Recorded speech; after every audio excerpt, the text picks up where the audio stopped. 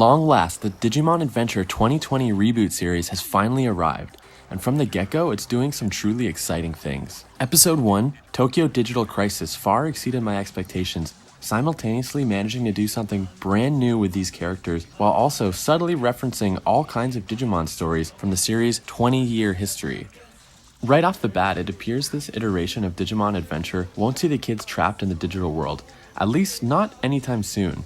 Instead, it seems we're getting some kind of story where the cast can hop in and out of a digital world, kind of like Adventure 02 or Tamers. In terms of direction, this kind of feels like the way to go. In 2020, our world is more digital than ever. Regardless of nostalgia for Adventure 01, a series that I'll always love, the digital world was really more like a fantasy world, kind of like Wizard of Oz or something.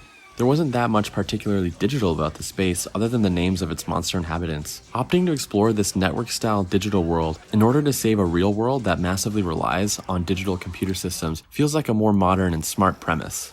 Let's talk about the art.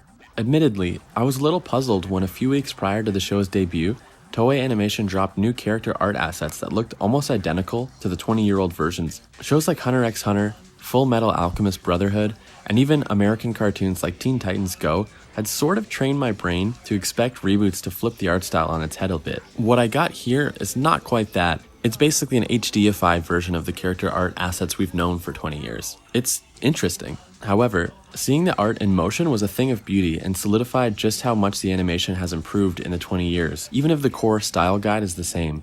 Seeing Agumon and Taichi move around with speeds that we never got to see in the original series was awesome. Plus, I think the simpler art style allowed for more fluidity in the animation than something like Digimon Tri.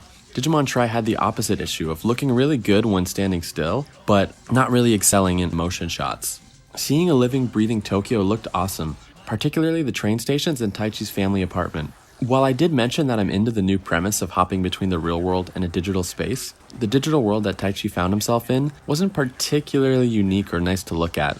There's nothing awful about it, but it's not as inspired as other interpretations of the internet that we've seen before, such as the digital world from other seasons, the net in our war game, or even something like Summer Wars, a Hosoda classic that often gets brought up in Digimon conversations. I'm hoping that we get to see some kind of true digital world exploration later on, like how the characters of Tamers had to enter the digital world midway through that series. For now, I can accept the compromise of a decent looking digital setting if we keep getting these awesome shots of real world Tokyo.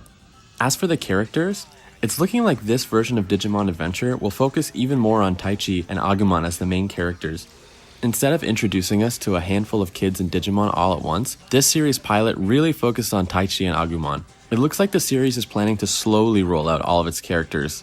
I think about the Persona video game series, in which every arc of that game introduces a new protagonist to join the team, with a focus on an enemy that ties to both the larger plot as well as that new character's inner demons and struggles. While it may seem like we're seeing less of these characters right now, we may actually get deeper connections with them by giving their individual personalities time to breathe later.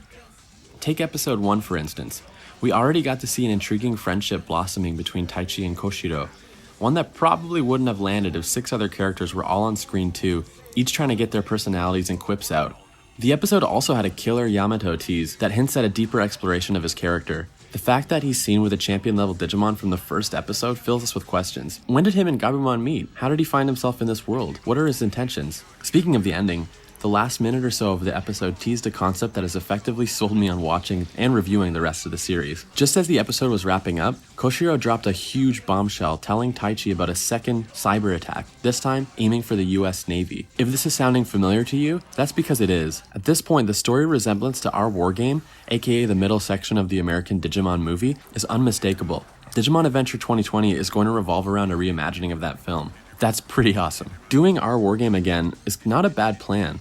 That film is easily one of the highest regarded in the Digimon filmography, and also did the best job connecting the real and digital worlds through a cyber threat with huge real-world ramifications. Some fans have often expressed sadness about the length of that film, and also about how only half the cast really gets to shine in it. So expanding on the concept and potentially letting Sora, Mimi, Joe, Kari in on the action could answer a 20-year fan wish. In conclusion, this first episode was really exciting, and I'm pleasantly surprised and fascinated by what it's bringing to the table. A clear focus on characters, taking its time through rolling them out, and an art style that is familiar but stunning in motion, it all seems like a recipe for success. I fully expected this new series to be heavily aimed at kids, something that hardcore adult Digimon fans might enjoy, but ultimately would recognize that it's just not for them. While I can see how this show will connect with new young audiences, I genuinely feel it's doing something meant to surprise and excite old school fans too. I really can't wait to see where this goes. I would give Tokyo Digital Crisis a 9 out of 10 as far as pilot episodes go. While its version of the digital space and enemy design could be more unique, episode 1 is a delightful kickoff to a new series that balances respect for the source material with a willingness to explore in new, exciting ways.